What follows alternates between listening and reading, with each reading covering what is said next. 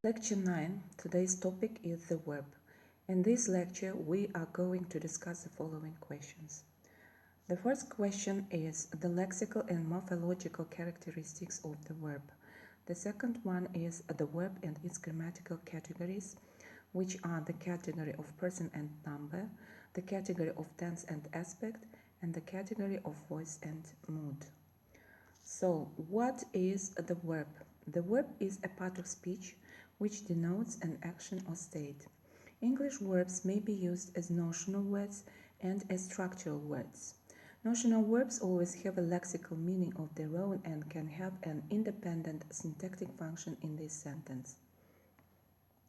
Notional verbs possess isolatability, that is, the ability to make a sentence alone. Their combinability is variable. When verbs are used as structural words or as semi-notional verbs, they are highly isolatable. They may preserve or lose its lexical meaning. These verbs cannot have an independent syntactic function in the sentence. It is always closely connected with some other word. Their combinability is usually bilateral, as they serve to connect words in speech. They are comparatively few in number, but of very frequent occurrence, and include three peculiar groups. They are modal verbs, link verbs, and auxiliary verbs.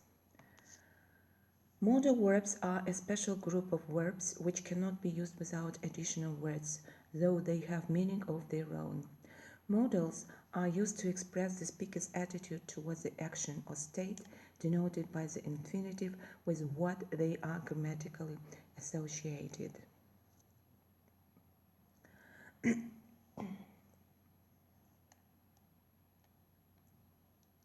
According to the meaning, modal verbs can be classified into several groups.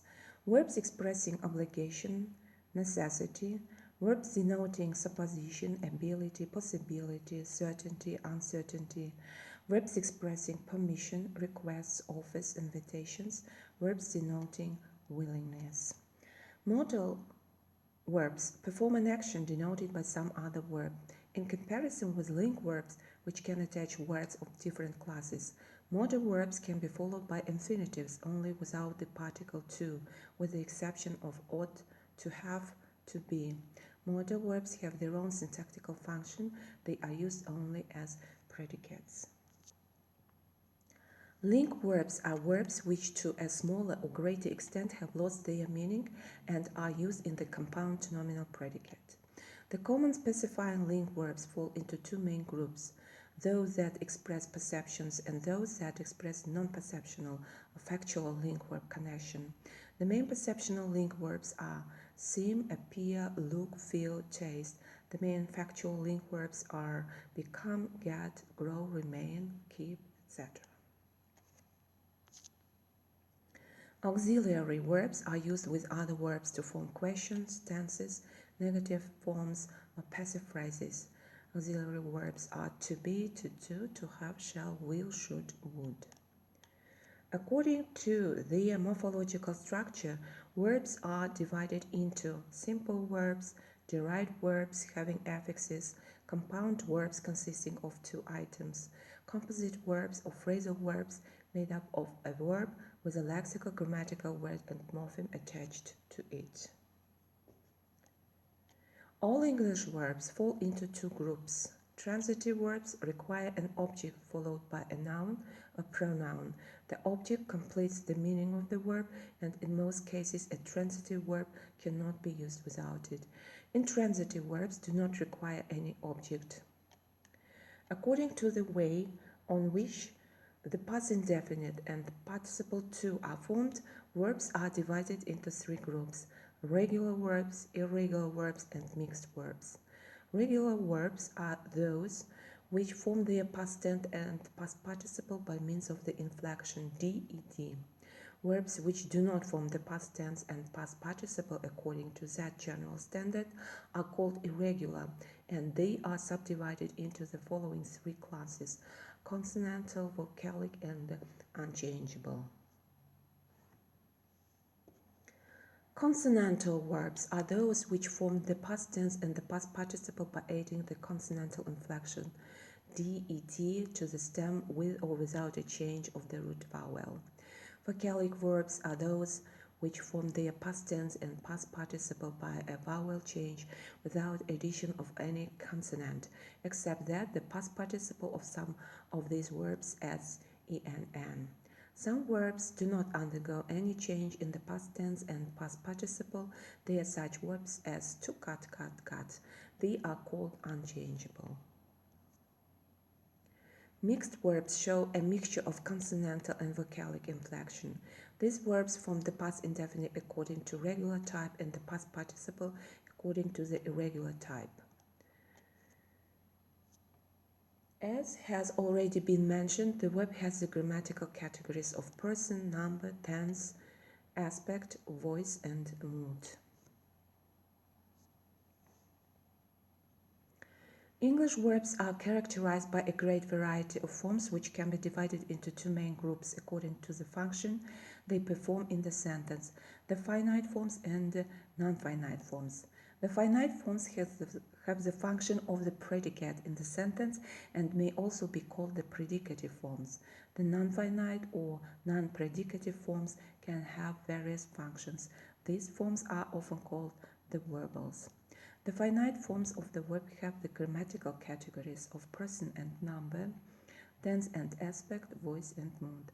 The non-finite forms of verbals are the infinitive, the participle, and the gerund. There are two numbers in the verb, singular and plural, and three persons, first, second, and third. The second person singular is not used in modern English. It has been replaced by the second person plural. The only personal inflection of the verb in modern English is the inflection SES of the third person singular in the present tense of the indicative mode. The verb to be has three forms for person and number in the present indefinite and two forms of the past indefinite. In all other cases, only the combination of the verb with a personal pronoun indicates the person and number of the verb. The categories of tense and aspect characterize an action from different points of view. The tense of a verb shows the time of the action, while the aspect of a verb deals with the development of the action. Tense is the form of the verb which indicates the time of the action. The main divisions of time, present, past, and future, are represented in English by the three primary tenses, present, past, and future. These three tenses are expressed in two aspect forms, the common and the continuous. The category of aspect shows whether the action is taken in its progress or development, or it is simply stated. The common aspect, for example, she speaks English fluently, he came an hour ago, I will call on you tomorrow, and so on. But besides these three primary tenses, the English tense system comprises three secondary tenses, the present perfect, the past perfect, and the future perfect. All these perfect tenses are also expressed in two aspect forms, the common and the continuous. Thus, there are 16 tense forms active and 10 tense forms passive in modern English. The continuous aspect in English considers an action in its progress, thus corresponding to the Russian imperfective aspect. As a continuous aspect gives the subject only a temporary, limited characteristics through an action or state going on at the moment of speaking, it is not used with verbs expressing actions or states of unlimited duration, such as to love, to hate, to possess, to have, to contain, etc., which characterize the subject in general and therefore require the common aspect. The category of voice. Voice is the grammatical category of the verb that shows the relation between the subject and the predicate verb in the sentence. There are two voices in English, the active and the passive. The active voice indicates that the subject of the sentence acts, that it is the doer of an action. The passive voice indicates that the subject of the sentence is acted upon, that it is the recipient of an action. The category of mood. Mood is the grammatical category of the verb reflecting the relation of the action denoted by the verb to reality from the speaker's point of view. Thus, the category of mood expresses modality. There are the following moods in English: direct moods, indicative, imperative, and oblique moods, subjunctive 1, subjunctive 2, suppositional, and conditional. If the speaker considers the fulfillment of the action or state denoted by the predicate as something real, if he makes a statement of an existing fact, the verb is in the indicative mood. If the speaker considers the fulfillment of the action only as something desirable, possible, doubtful, depending on certain circumstances, but not as a matter of fact, the verb is in one of the oblique moods. The imperative mood expresses commands or requests. It urges a person addressed to fulfill an action.